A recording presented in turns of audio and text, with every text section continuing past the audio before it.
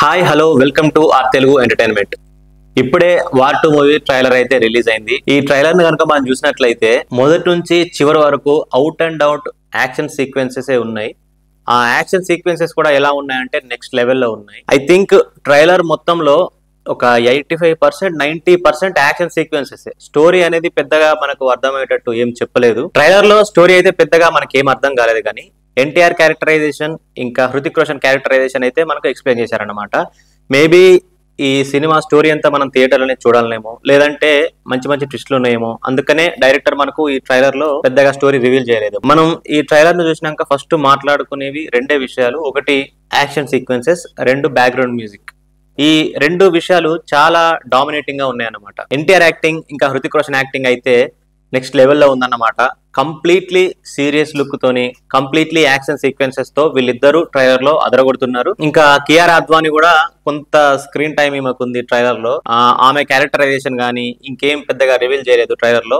Director ion Mukherjee, ఇంతకుముందు ఇతను wake up seed, బ్రహ్మాస్త్ర లాంటి మూవీస్ అయితే తీసిండు. ఇప్పుడు ఈ వార్ 2 లాంటి complete out and out action మూవీని ఎలా హ్యాండిల్ చేస్తాడో మనం థియేటర్ లో చూడాలి. ట్రైలర్ అయితే కంప్లీట్లీ ఎక్స్ట్రాడినరీ ఉంది. బట్ ట్రైలర్ ని చూసి సినిమాని పూర్తిగా అంచనా వేయలేం కదా.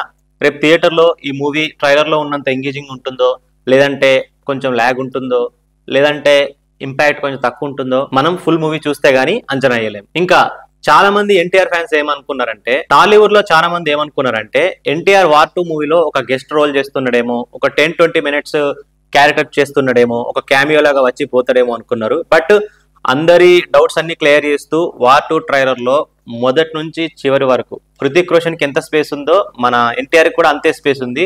సో బాలీవుడ్ ఆడియన్సే కాదు, టాలీవుడ్ ఆడియన్స్ కూడా ఈ సినిమా పైన హై ఎక్స్పెక్టేషన్స్ తో అయితే ఉన్నారు. రాఖీ మూవీలో ఎన్టీఆర్ రాఖీ రాఖీ అనే ఒక డ్యూయట్ సాంగ్ లో డాన్స్ చేసినప్పుడు సూట్ వేసుకొని ఉంటాడు అనమాట. అందులో ఆ ఫోటో చూపించి చాలా మంది ట్రోల్ చేశారు, ఎందుకంటే అప్పుడు ఎన్టీఆర్ చాలా లావు ఉండేవాడు. బట్ ఈ మూవీలో ఒక షాట్ ఉంటది, మళ్ళీ అదే సూట్ వేసుకొని స్లిమ్ అయి ఫిట్ గా స్టైల్ గా అగ్రెసివ్ లుక్స్ తో నడుచుకుంటా వస్తాడు.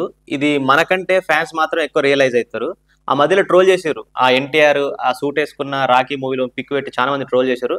బట్ ఈ మూవీలో ఒక షాట్ ఉంటది, అది చూస్తే మీరందరూ ఫుల్ సాటిస్ఫై అయిపోతారు అనమాట. మొత్తానికైతే ఈ ట్రైలర్ లో హృతిక్ రోషన్ ఇంకా ఎన్టీఆర్ 2 స్ట్రాంగ్ క్యారెక్టర్స్ అయితే ఉన్నాయి.